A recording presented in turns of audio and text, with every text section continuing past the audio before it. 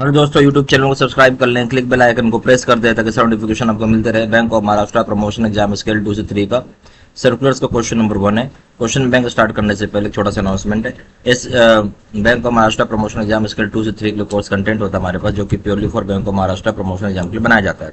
जहाँ video lecture courses हो जाएगा जो कवर करेगा एंटायर सिलेबस को, सर्कुलर्स के वीडियोज हो जाएंगे, लेटेस्ट अपडेटेड रहेगा, नोट्स हो जाएगा, पीडीएफ में क्वेश्चन सर, डिस्कशन के वीडियोज हो जाएंगे, 3000 सेट क्वेश्चन बैंक हो जाएगा पीडीएफ में, 20 मॉक टेस्ट हो जाएगा, प्राइस हो जाएगा 2000 रुपये 6 महीने की वैलिडिटी के लिए, 3000 रुपये दाम होगा लाइफ लॉन्ग वैलिडिटी के लिए। मर्जी आपकी, जो चाहे वो कोर्स कर सकते हैं, चॉइस आपकी है। पहला सवाल, is based on action points. Is based कितने एक्शन पॉइंट्स पे? ऑप्शन है 61, बी ऑप्शन है 62, सी ऑप्शन है 63, डी ऑप्शन है 64, ई ऑप्शन है 65। सही ऑप्शन हो जाएगा बी, 62 पॉइंट्स से बेस्ड है। इज जो है बेस्ड है आपका 62 एक्शन पॉइंट्स पे। क्वेश्चन नंबर 2, सरसाई है setup under which act. Cerci को सेटअप किया गया कौन से एक्ट के तहत? ऑप्शन है सरसाई एक्ट, बी ऑप्शन है सीजीटीएमएसी एक्ट, सी ऑप्शन है transfer property act, D option है एसोसिएशन एक्ट, ई ऑप्शन है सरसाई एक्ट।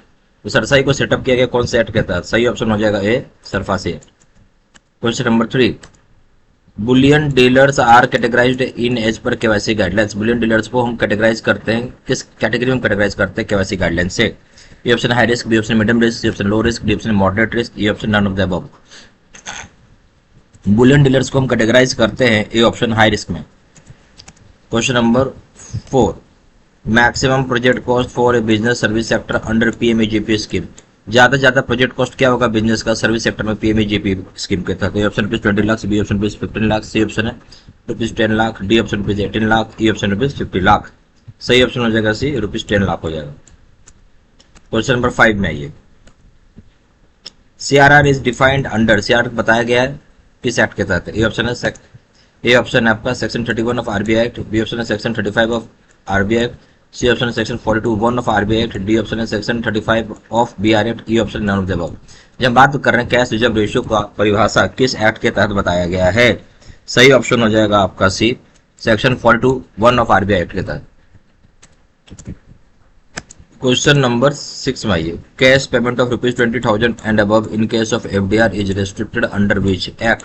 कैश पेमेंट 20,000 रुपये से ज्यादा का करते हैं उस केस में अगर एफडीआर है, इसको रेस्ट्रिक्ट किया गया कौन से एक्ट के तहत? ए ऑप्शन है IT act under section 2690, B option है IT act under section 2960, C option है RB act under section 2690, D option है BR act under section 2690, D option there is no such restriction. ठीक है, तो cash payment 20,000 रुपये उससे ज्यादा करते हैं उस केस में एफडीआर तो रिस्ट्रिक्ट किया गया कौन से एक्ट के तहत? सही ऑप्शन हो जाएगा आपका A, IT act under section 2690, A option. Question number 7 में आइए, protection,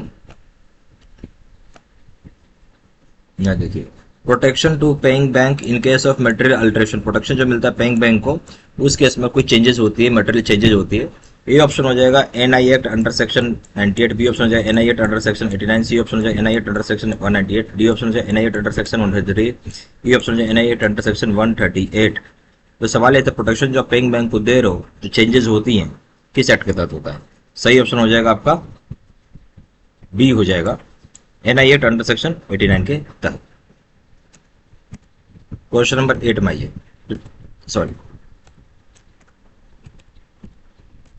regulatory authority of mutual fund. Regulatory authority कौन है म्यूचुअल फंड का? ए ऑप्शन है SEBI, B option RBI, C option है आईआरडीएआई, डी ऑप्शन है आईएफआईसीसीआई, ई ऑप्शन है MFI. तो रेगुलेटरी अथॉरिटी कौन है म्यूचुअल फंड का? सभी जानते होंगे सेबी है, ए ऑप्शन।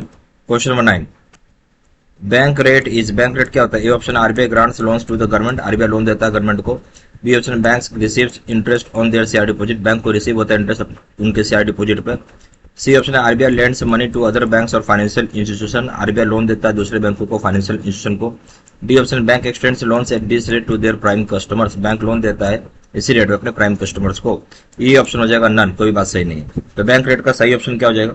सी हो जाएगा, आरबीआई लोन देता है, लैंड का मतलब लोन देता है दूसरे बैंकों को, फाइनेंशियल इंस्टीट्यूशंस को, C option. Question number 10 mind, swift क्या है? Option it is remittance package created by RBI, एक तरह का रेमिटेंस पैकेज जो आरबीआई क्रिएट करता है। बी ऑप्शन है this is unique gateway provide to NRIs, एक तरह का यूनिक गेटवे जो एनआरआई को प्रोवाइड किया जाता है। सी ऑप्शन है it is a platform to remit money from overseas, एक तरह का प्लेटफॉर्म है जहां पे पैसा विदेश में भेज सकते हैं। डी ऑप्शन हो जाएगा society for world wide interbank financial telecommunication हो जाएगा, ई ऑप्शन हो जाएगा नन ऑफ द अबव, कोई बात सही नहीं है। यानी इसमें सही ऑप्शन क्या हो जाएगा, डी हो जाएगा, society for world wide interbank financial telecommunication, ये स्विफ्ट का फुल फॉर्म है, डी ऑप्शन।